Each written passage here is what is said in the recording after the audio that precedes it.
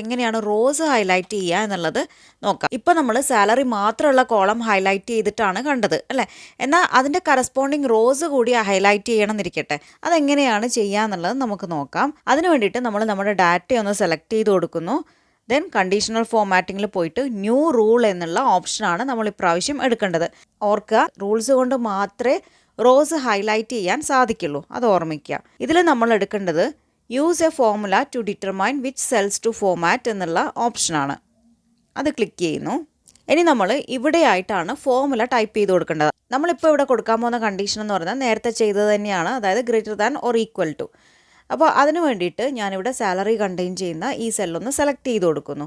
അതായത് നമ്മുടെ D2 നമ്മൾ സെലക്ട് ചെയ്യുമ്പോൾ തന്നെ ഡോളർ സൈൻ ഒക്കെ വരുന്നുണ്ട്. അപ്പോൾ അതിൽ നമുക്ക് കോളമാണ് ഫിക്സ് ചെയ്ത് കൊടുക്കേണ്ടത്. അതുകൊണ്ട് തന്നെ റോയിൻ്റെ ഡോളർ സിമ്പിൾ റിമൂവ് ചെയ്ത് കൊടുക്കുകയാണ്. ഓക്കെ, കോളം ഫിക്സ് ചെയ്ത് വയ്ക്കുന്നു. ദെൻ അതിനുശേഷം greater than or equal to എന്നുള്ള സിമ്പിൾ ഇടുന്നു. ദെൻ നമ്മൾ എന്ത് ചെയ്യണം, 30,000 എന്നിവിടെ ടൈപ്പ് ചെയ്ത് കൊടുക്കുന്നു. ദെൻ നമുക്ക് എന്ത് ചെയ്യാം, ഫോമാറ്റ് എന്നുള്ള ഓപ്ഷനിലേക്ക് പോകാം. ഞാനിതിൽ നിന്ന് ഒരു കളർ സെലക്ട് ചെയ്യുന്നു. ഓക്കെ ക്ലിക്ക് ചെയ്ത് കൊടുക്കുകയാണ്. ഇതാ നമ്മുടെ റോസ് ഒക്കെ തന്നെയും ഹൈലൈറ്റ് ചെയ്ത് വന്നിട്ടുണ്ട്.